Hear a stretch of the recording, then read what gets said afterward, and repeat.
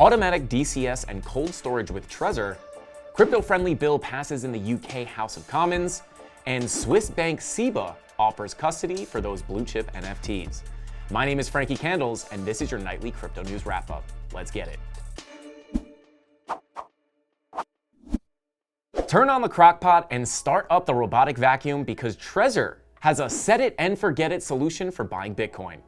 Just announced is automatic dollar-cost average buys through Trezor that are automatically held in cold storage, an innovation that is meant for anyone who likes to get good things done automatically. Working with Invidi, a crypto infrastructure provider, Swan Bitcoin for US customers and BTC Direct customers in some European countries. Trezor believes this is a new way to DCA. According to Trezor co-founder Pavel Rusnak, the goal of this feature is to welcome people who are currently intimidated by cryptocurrencies. He says that people stay away from crypto for two reasons. One is they don't know when to enter the market, and two, they don't know how to keep their assets safe. The company believes that the automatic DCA features solve both problems. For anyone who doesn't know the benefits of dollar cost averaging or DCA, the idea is simply buying an asset in smaller increments over time to reduce the effect price volatility has on your average entry price. With DCA, you might not perfectly time the bottom, but who does? And the benefit is also you won't buy it all at the top. After all, Coinbase doesn't give refunds. Interested? Click the link in the description down below for a BitSquad exclusive deal on a Trezor cold storage device. Now, let's throw it over to Frankie Candles for a market watch. Thanks, Frank.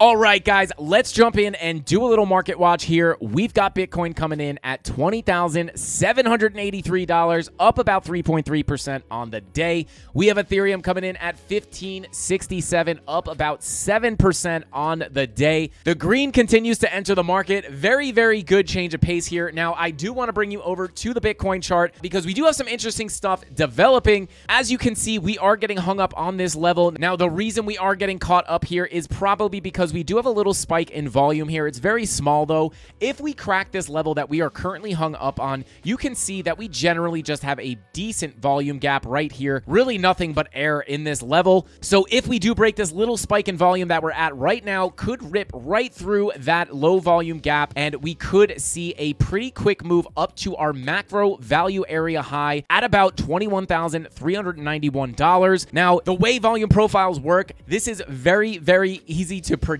You come down to the value area low, you hop on top of that POC. Once you hop up on that POC and grab support, it is likely that you work your way up to that value area high. Now, obviously, we did have levels in between that we stopped off at, but this is where I'm getting this level from, and it is likely that this will be our next stop to the upside if we continue up. And then if we want to get mega bullish, we would likely pull back before we get to this next level. But if we do get a move up, that next heavy level of resistance would be this NPOC / local golden pocket between about 22,257 and 22,748. If you guys want to follow me and learn more about trading and technical analysis, you can subscribe to my YouTube channel at Frankie Candles or at Frankie_Candles on all socials. Back to the news. Thanks, Frank.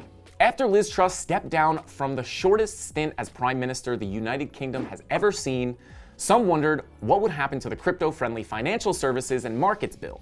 With Rishi Sunak taking the reins, uncertainty surrounding who would serve as Prime Minister in the UK subsided, and at the same time, the new bill was passed in the House of Commons. Created to fix the UK economy following Brexit, the draft bill includes measures to regulate payment-focused stablecoins and provisions on treating crypto like any other form of financial asset.